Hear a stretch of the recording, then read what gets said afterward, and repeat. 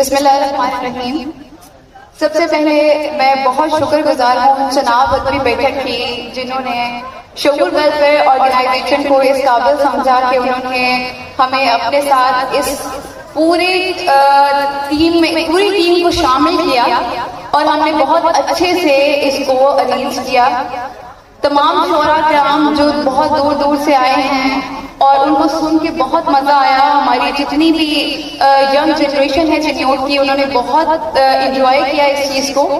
اور اس کے پیچھے میں جتنی بھی اپنی ٹیم جو پیچھے لگی ہوئی ہے کام کرنے کے لیے، ان تمام لوگوں کی شکر گزار ہوں کہ انہوں نے بہت اچھے سے ان تمام چیزوں کو ارینج کیا۔